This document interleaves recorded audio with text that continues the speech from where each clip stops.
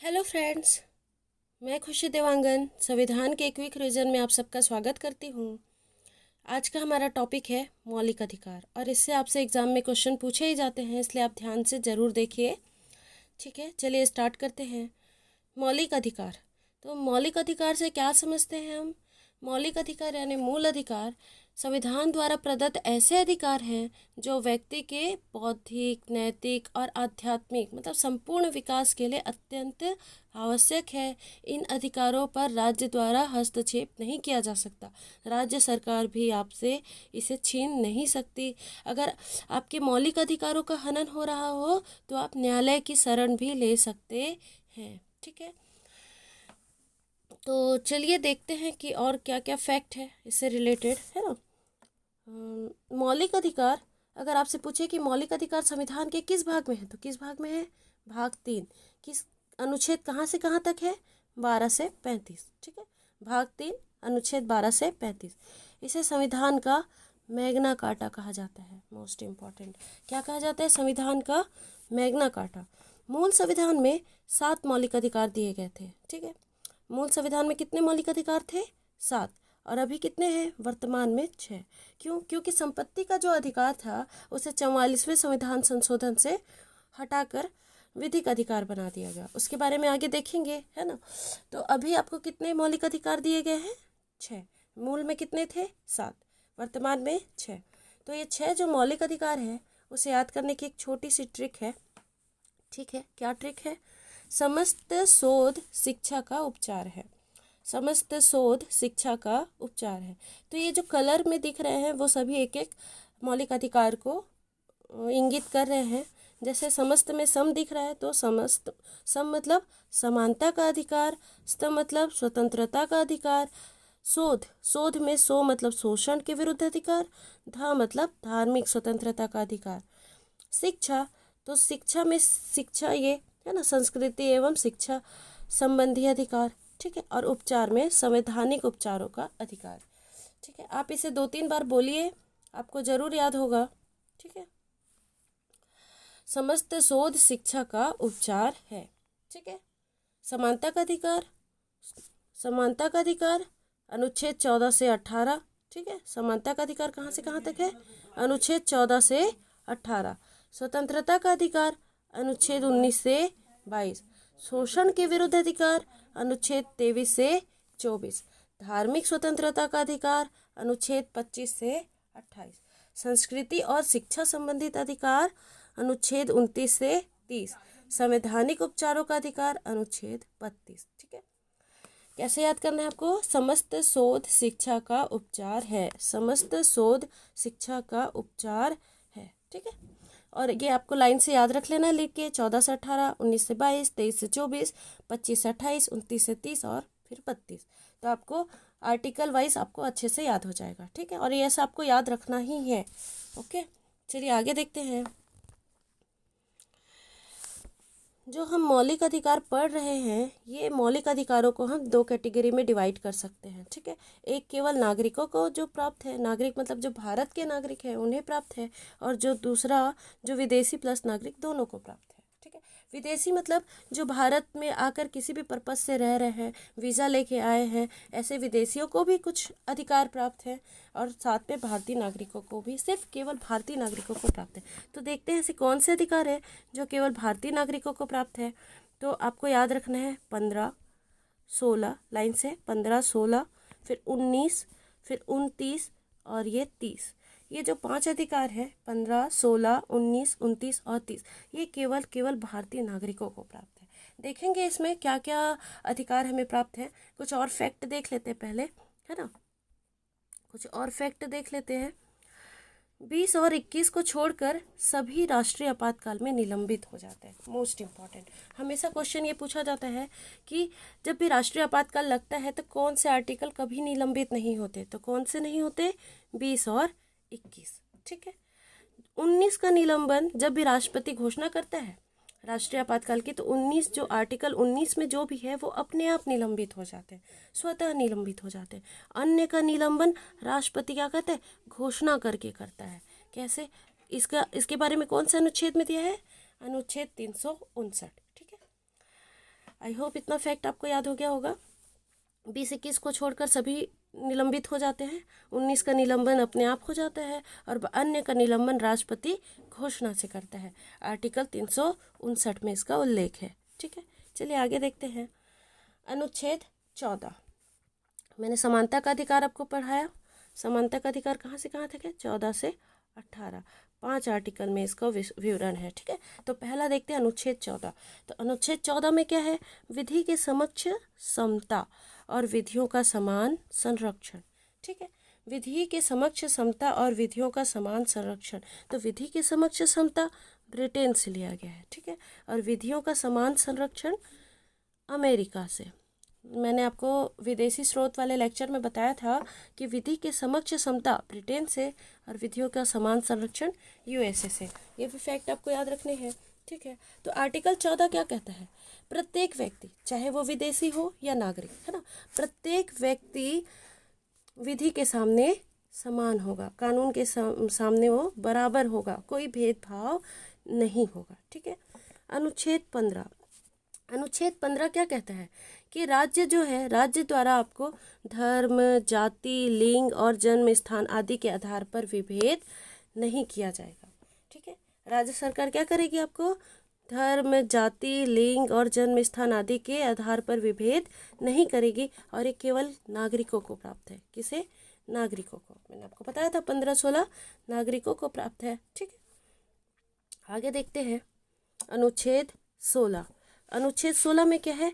लोक नियोजन के विषय में अवसर की समता। ठीक है, तो शासकीय सेवाओं में जो अवसर की समता मिलती है वो आर्टिकल 16 के तहत ही मिलता है। जो आरक्षण रोस्टर का पालन होता है वो आपके आर्टिकल 16 के तहत ही मिलता है और ये भी केवल भारतीय नागरिकों को ही प्राप्त है। ठीक है, चलिए आगे देखते हैं। अस्पृश्यता का अंत। अस्पृश्यता यानी छुआछूत। अस्पृश्यता मतलब छुआछूत। तो छुआछूत का अंत, अस्पृश्यता का अंत किस में है? अनुच्छेद 17 में। आपको याद रखना है, ये बार बार पूछा जाता है, आर्टिकल पूछा जाता है कि अस्पृश्यता का अंत कौन से आर्टिकल में है? तो अनुच्छेद 17। उपाधियों का अंत, ये भी मोस्ट इम्पॉर्टेंट है, पूछा जाता है कि कौन से आर्टिकल में उपाधियों का अंत है? तो अनुच्छेद 18।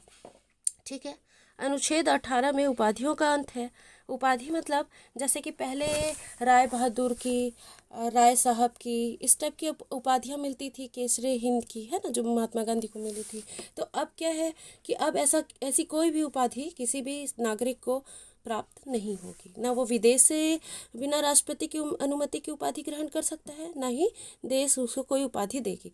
लेकिन इसमें एक चीज़ है कि सिर्फ सेवा और शिक्षा के क्षेत्र में उपाधि दी जाएगी। किसमें? सेवा और शिक्षा के क्षेत्र में। जैसे आपको स्नातक की उपाधि मिलती है, स्नातकोत्तर की उपाधि मिलती है, ये मिलेंगी, लेकिन अन्य कोई उपाधियाँ नहीं मिलेंगी।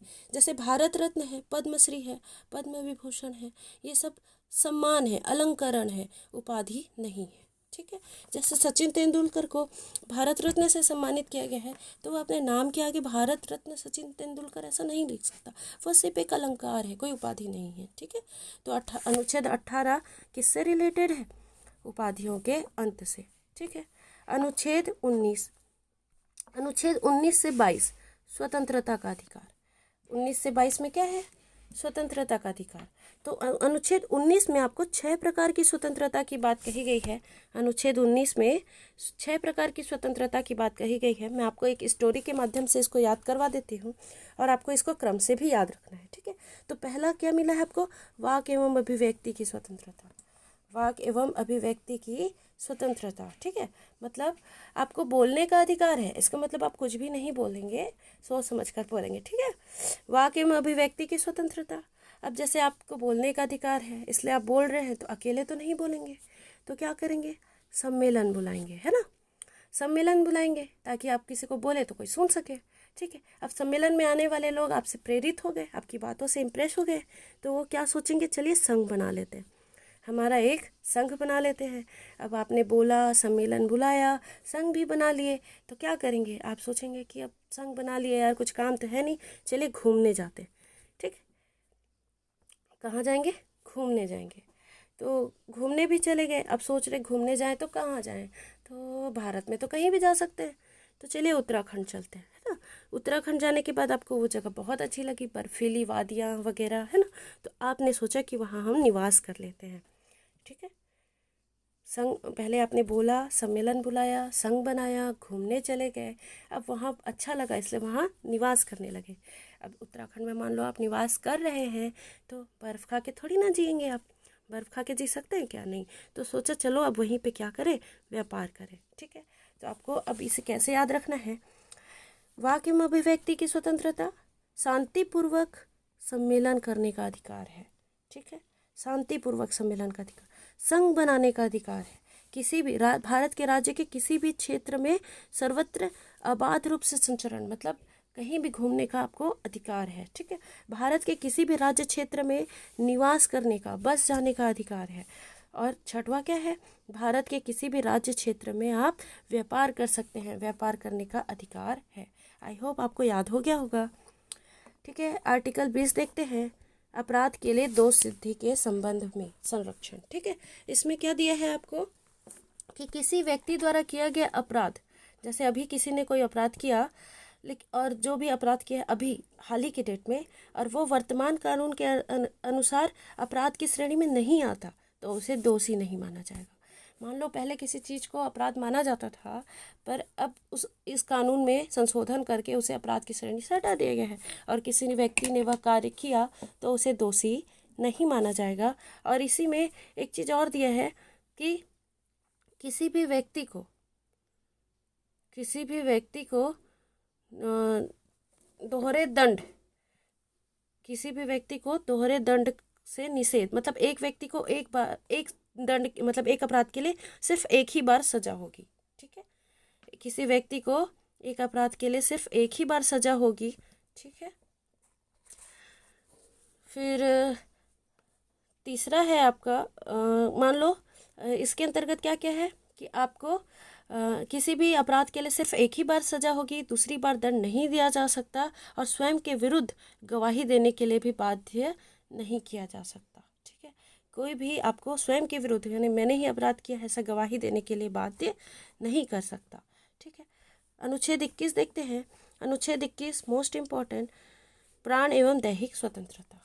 मैंने आपको बताया था कि आर्टिकल 20 और 21 कभी निलंबित नहीं होते, तो ये 21 में क्या है, प्राण एवं दैहिक स्वतंत्रता, यानी जीवन जीने का अधिकार।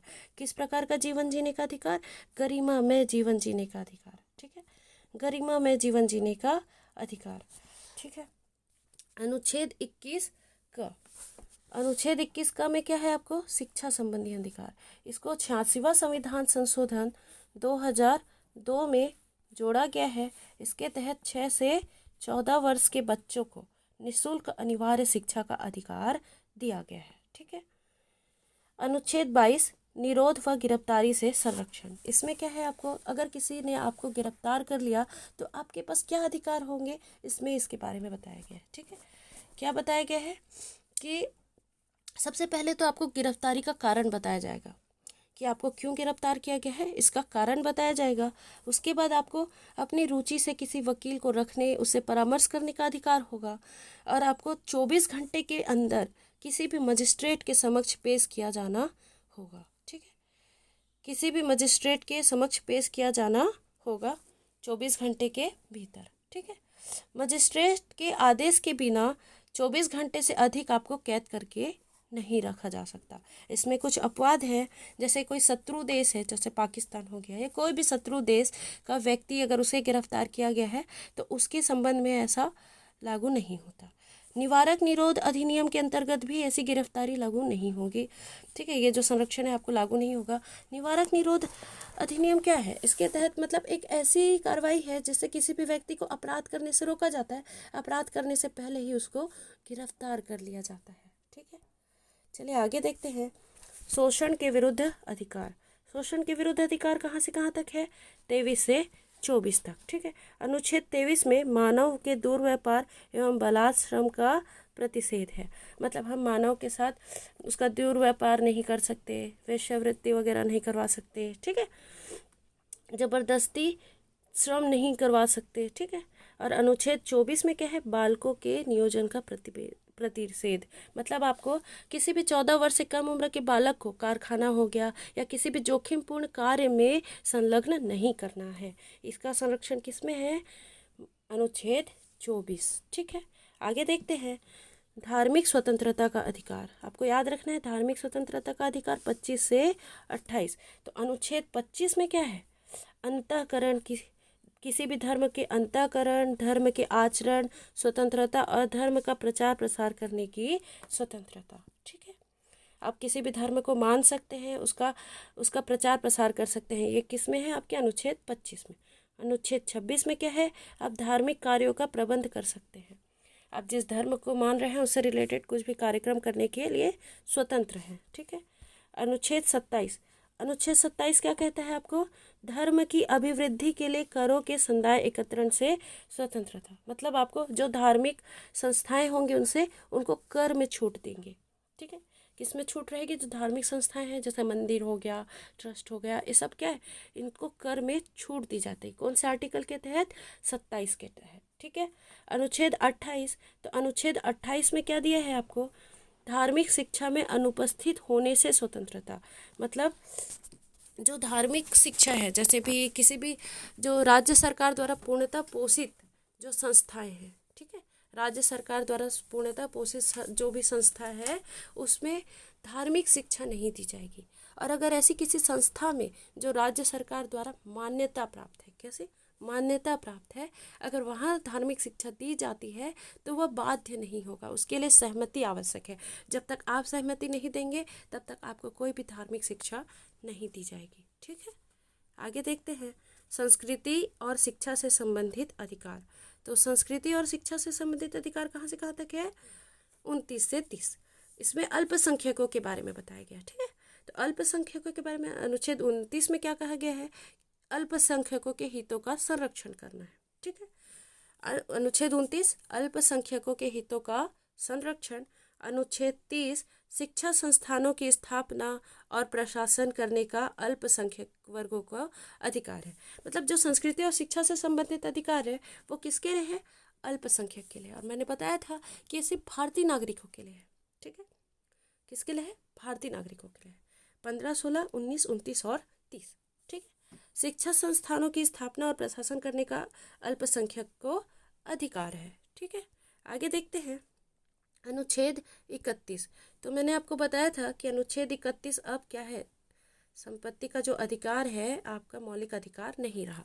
इसको 44वां संविधान संशोधन 1978 के द्वारा संपत्ति के अधिकार को मौलिक अधिकार की सूची से हटा दिया गया। अब संपत्ति का अधिकार मूल अधिकार नहीं बल्कि विधिक यानी कानूनी अधिकार है। ठीक है, आपको याद रखना है क्या? 44वां संविधान संशोधन 1978, अब क्या है? ये विधिक अधिकार है। ठीक है, पहले कौन सा अनुच्छेद में था? 31। अब कहाँ है? 300 का भाग 12। पहले भाग 3 अनुच्छेद 31 में था, अब कहाँ है? भाग 12 300 का। हाल ही के पीएससी में ये आंसर को गलत लिया है, लेकिन मैं आपको ऑथेंटिक बुक, चाहे लक्ष्मीकांत हो गया, ये जितने भी संविधान के ऑथेंटिक बुक है और संविधान में जो लिखा है मैं वही आपको बता रही हूँ। ठीक है, आगे देखते हैं। संवैधानिक उपचारों का अधिकार। संवैधानिक उपचारों का अधिकार अनुच्छेद 32। ठीक है, मौलिक अधिकारों का हनन होने पर आप कहाँ जा सकते हैं? न्यायालय की शरण जा सकते हैं। तो ये वही है, संवैधानिक उपचारों का अधिकार आपको मौलिक अधिकारों की सुरक्षा प्रदान करता है। ठीक है, और ये किस में है? अनुच्छेद 32 में। इसको डॉक्टर भीमराव अंबेडकर ने संविधान की आत्मा कहा है। ठीक है, मौलिक अधिकारों का हनन होने पर हम जब न्यायालय जाते हैं तो या तो हम सुप्रीम कोर्ट जा सकते हैं या तो हाई कोर्ट जा सकते हैं। ठीक है, तो सुप्रीम कोर्ट जो है आर्टिकल 32 के तहत और हाई कोर्ट जो है वो आर्टिकल 226 के तहत। ठीक है, सुप्रीम कोर्ट आर्टिकल 32 और हाई कोर्ट आर्टिकल 226 के तहत रिट जारी करता है। ठीक है, तो जो सुप्रीम कोर्ट है वो 5 प्रकार के रिट जारी करता है और हाई कोर्ट जो है वो 6 प्रकार के रिट जारी करता है। ठीक है, सुप्रीम कोर्ट 5 प्रकार के और हाई कोर्ट 6 प्रकार के रिट जारी करता है। देखते हैं क्या है ये रिट। बंदी प्रत्यक्षीकरण, परमादेश, प्रतिषेध, उत्प्रेषण और अधिकार परीक्षा। ठीक ऐसे ही 5 रिट हाई कोर्ट भी जारी करता है। बंदी प्रत्यक्षीकरण, परमादेश, प्रतिषेध, उत्प्रेषण, अधिकार परीक्षा, और एक छठवां रिट जो जारी करता है वो समादेश। ठीक है, हाई कोर्ट 6, सुप्रीम कोर्ट 5। चलिए देखते हैं आगे इनका विषय क्षेत्र क्या है। तो इनका विषय क्षेत्र क्या है ये आपको याद रखने हैं। कभी कभी मैच द फॉलोइंग में या कौन सा करेक्ट है इनकरेक्ट है इसमें ऐसा पूछता है, इसलिए आपको ये बिल्कुल याद रखने हैं। ठीक है, आपको बिल्कुल याद रखने हैं। बंदी प्रत्यक्षकरण, इसका जो विषय क्षेत्र है वो सशरीर प्रस्तुत करो। ठीक है, सशरीर प्रस्तुत करो। यदि किसी ने आपको बंदी बनाकर रख लिया है ना, कैद करके रख लिया है, तो अगर सुप्रीम कोर्ट या हाई कोर्ट जो भी ये रिट जारी करेगी तो कैसे रिट जारी करेगी, सशरीर उपस्थित करो या आदेश के रूप में जारी करेगी। अगर किसी व्यक्ति को बंदी बनाया गया है तो वो बोलेगी कि 24 घंटे के भीतर, कितने घंटे के भीतर, 24 घंटे के भीतर आपको न्यायालय के समक्ष उसको प्रस्तुत करना है। ठीक है, कैसे, सशरीर। ठीक है, परमादेश, परमादेश मतलब एक कार्यालयीन रिट है। कैसा रिट है, कार्यालयीन रिट है। ये किसको जारी किया जाता है, ये राजकीय अधिकारी, शासकीय अधिकारी है ना, इनको अपने पद के कर्तव्य का पालन नहीं करने की स्थिति में जारी किया जाता है। वे अपने अगर पद का कर्तव्य का पालन नहीं कर रहे हैं तो उनको परमादेश रिट जारी किया जाता है, और इसमें बोला जाता है हम आदेश देते हैं। क्या देते हैं, हम आदेश देते हैं कि आप अपना कार्य जो भी है करें, है ना। अधिकार परीक्षा, अधिकार परीक्षा क्या है, ये भी एक कार्यालयीन रिट है। अधिकार परीक्षा भी कार्यालयीन रिट है, और इसको क्यों जारी किया जाता है कि अगर किसी भी राजकीय शासकीय अधिकारी ने मतलब अवैध रूप से कोई पद धारण कर लिया है तो उससे उसके पद धारण करने की वैधता की जांच करने के लिए, है ना, आप अपने पद पर प्रकाश डालें, ऐसा रिट जारी किया जाता है। ठीक है, आप अपने पद पर क्या डालें, प्रकाश डालें। ठीक है, उत्प्रेषण, उत्प्रेषण क्या है, एक न्यायालयीन रिट है, और प्रतिषेध भी न्यायालयीन रिट है। दो कार्यालयीन रिट है, परमादेश और अधिकार परीक्षा, दो न्यायालयीन रिट है, उत्प्रेषण और प्रतिषेध। ठीक है, तो उत्प्रेषण में क्या कहता है, पूर्णतः सूचित करें। ये किसी उच्चस्थ न्यायालय जो है अपने अधीनस्थ न्यायालय को भेजती है। ठीक है, रिट जारी करती है, उच्चस्थ न्यायालय क्या करती है, अधीनस्थ न्यायालय को। और उत्प्रेषण में किसी भी लोक महत्व के विषय के मुद्दे को, जो लोक महत्व का विषय का मुद्दा होगा ना, जो विषय होगा उसको मंगवाने के लिए यह रिट जारी करती है, अपने पास मंगवाने के लिए। ठीक है, और प्रतिषेध में क्या है, हम मना करते हैं। मतलब अगर कोई भी अधीनस्थ न्यायालय अपने अधिकार क्षेत्र के मामलों पर सुनवाई कर रही है तो उसे मना करने के लिए ये रिट जारी किया जाता है कि हम मना करते हैं। और एक छठवां रिट जो हाईकोर्ट जारी करती है, समादेश, उसका भी विषय क्षेत्र क्या है, हम आदेश देते हैं, और ये कार्यालयीन रिट है। ठीक है, आई होप ये लेक्चर आपको पसंद आया होगा। आप 2-3 बार इस लेक्चर को सुनिए और अच्छे से याद करके जाइए। आपसे मौलिक अधिकार से रिलेटेड जितने भी क्वेश्चन पूछे जाएंगे आपसे ज़रूर बनेंगे। ठीक है, धन्यवाद।